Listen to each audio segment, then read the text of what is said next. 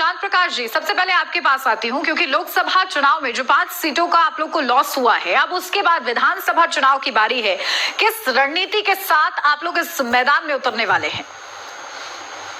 देखिए, हमारी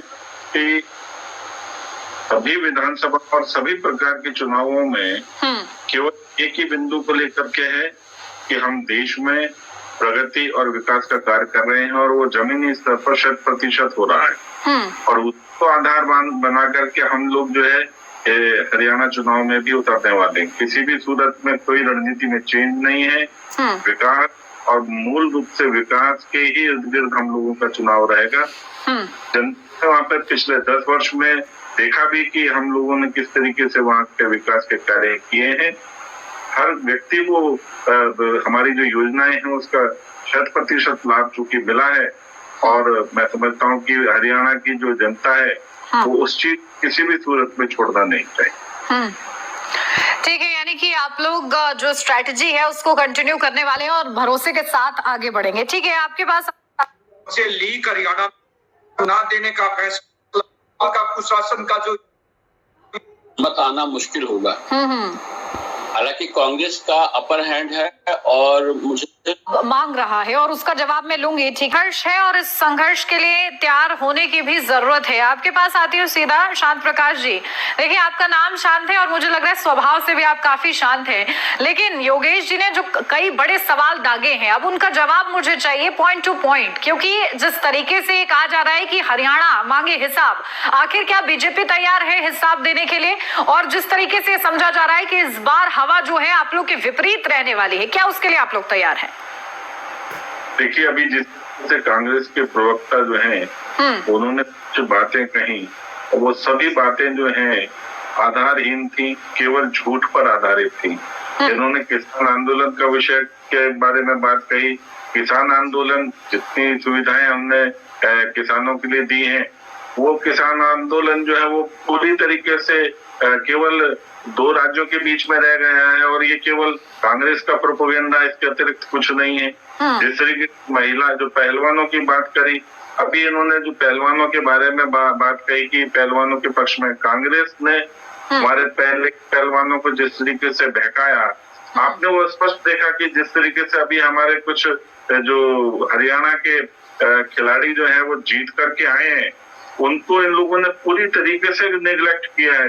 केवल जो एक पहलवान के पीछे जिसको इन्होंने प्रोजेक्ट किया हुआ था, केवल उसको लेकर के जो है ना ये स्वागत और ये सब चीजें, इन्होंने किस तरीके से खिलाड़ियों की उपेक्षा की है। हरियाणा के जो पदक विजेता हैं, ओलंपिक जो खिलाड़ी हैं, उनकी किस तरीके से उपेक्षा की, वो सारी प्रदेश की जनता देख रही है। क्योंकि ये पूरी तरीके से मतलब हरियाणा को इन्होंने जातिवाद और झूठ के ही दलदल में धकेलने का काम किया है। लोकसभा चुनाव में आपने देखा कि एक झूठा जिस तरीके से इन्होंने नैरेटिव तैयार किया कि संविधान खत्म कर देगी ये पार्टी आकर के, अगर 400 सीटें मिल जाती हैं।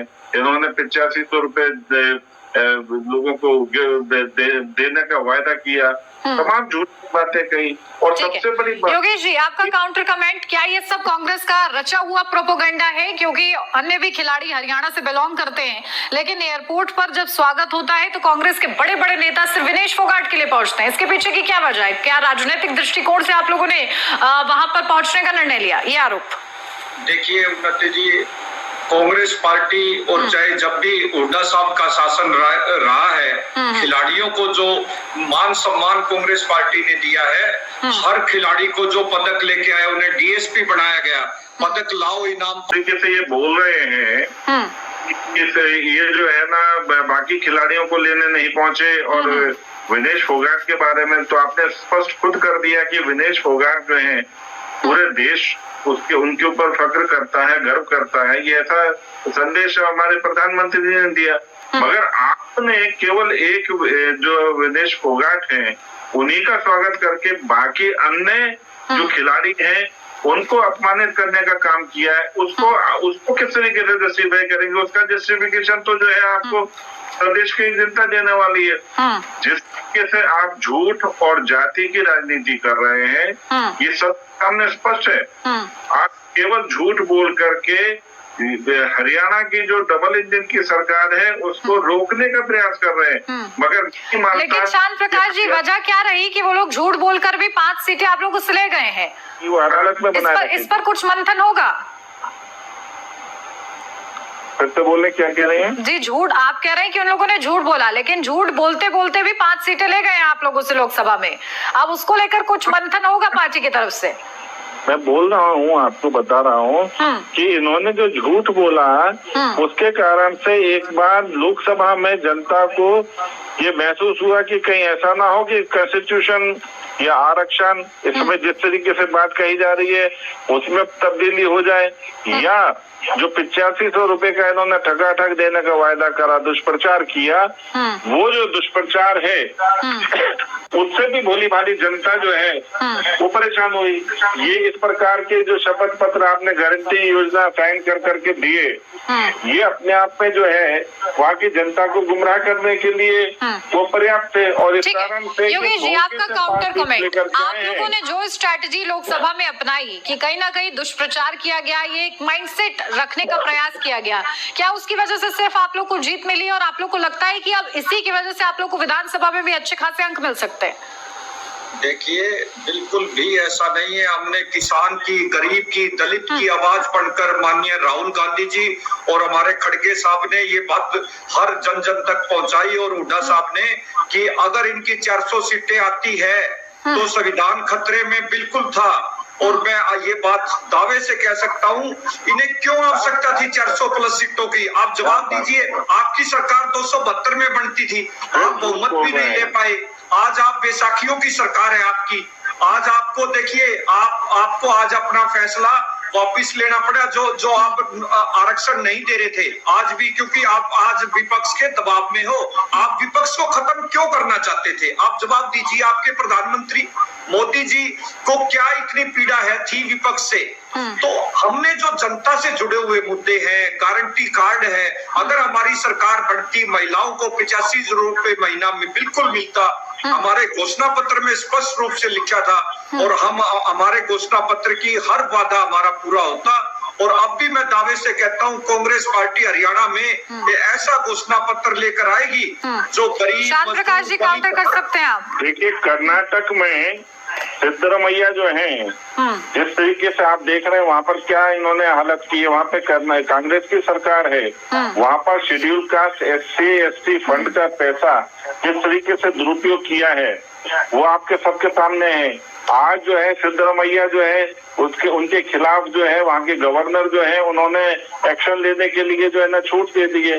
तो जाहिर सी बात है कि जहाँ पर भी ये बैठते हैं वहाँ पर भ्रष्टाचार के ये आकंठ जो है प्रयास करते हैं। आज वहाँ पर RTI के माध्यम से उनका जो कृत जो है जो भ्रष्टाचार का वो उजागर हुआ है। आज वो बेचैन हो रहे हैं और वो चूंकि उनके खिलाफ कार्रवाई हो रही है तो गवर्नर को घेरने का प्रयास कर रहे हैं, क्योंकि ये उपद्रवी है। ठीक वही स्थिति आप ये हिमाचल प्रदेश में देखो, जो हिमाचल प्रदेश में इन्होंने वायदे किए वहाँ की जनता से, वहाँ कहीं पूरे नहीं किए। अब ये हरियाणा को गुमराह करना चाह रहे हैं। हरियाणा उस जर्जर स्थिति में नहीं पहुंचना चाहेगा, क्योंकि इनका जो इनके राज्यों में जो घटनाक्रम हो रहे हैं वो उस चीज का एहसास मैं समझता हूँ कि हरियाणा की जनता को बिल्कुल अच्छी तरीके से है कि हिमाचल में कुछ दे नहीं रहे, कर्नाटक में इन्होंने रिकॉर्ड तोड़ दिए भ्रष्टाचार के, और वहाँ पर जिस तरीके से उपद्रव कर रहे हैं, जाहिर सी बात है कि पिछले 10 वर्ष में बहुत बेहतरीन शासन हरियाणा में चला है। यहाँ पर एक उपद्रवी सरकार को बनाने की कोशिश किसी भी सूरत में नहीं करेगी। अमिताभ जी, आपको क्या लगता है, क्योंकि जिस तरीके से आप कह रहे थे कि घोटालों की सरकार केवल कांग्रेस की रही है, उन्होंने भी 3 घोटाले गिनवाए हैं, कुछ कहेंगे आप? 3 या 30 और गिनवाने। मुझे बताएं कि ये जो घोटालों की जो बात कही है इन्होंने, वो कहीं स्टैंड हुए हैं, कहीं किसी के खिलाफ कहीं किसी प्रकार का कोई मामला जो है किसी कोर्ट में दर्ज हुआ हो या कहीं कोई चीज उजागर हो, इसी पर बैठ कर कहीं पर कोई मामले दर्ज हुए हैं, किसी के खिलाफ कोई कार्रवाई हुई है? कार्रवाई तो जब होगी ना, जब आपकी सरकार चली जाएगी। आज तक भी वो जांच पेंडिंग है। आपके जो स्टाफ सिलेक्शन के चेयरमैन पकड़े गए रिश्वत लेते हुए, और उन्हें भी इन्होंने बर्दाश्त नहीं किया। देखिए, देखिए, जिस तरीके की बात आप घोटाले की कर रहे हैं, एक होता है कि कोई व्यक्ति रिश्वत लेते पकड़ा जाता है, वो पूरी सरकार पर नहीं थोपा जाता है। घोटाला होता है जिस तरीके से राहुल गांधी जी राफेल में जमानत करा करके घूम रहे हैं, सोनिया जी राफेल मामले में जमानत करा करके घूम रही हैं, इन्होंने घोटाले किए हैं। आप इस तरीके के आप घोटाले की टेक्निक और जो क्या परिभाषा है उसको समझें। अगर कोई व्यक्ति कहीं रिश्वत ले रहा है तो वहाँ पर प्रशासन इतना सख्त है कि वहाँ पर रिश्वत लेने वाले के खिलाफ कार्रवाई हो रही है, उसे पकड़ा भी जा रहा है।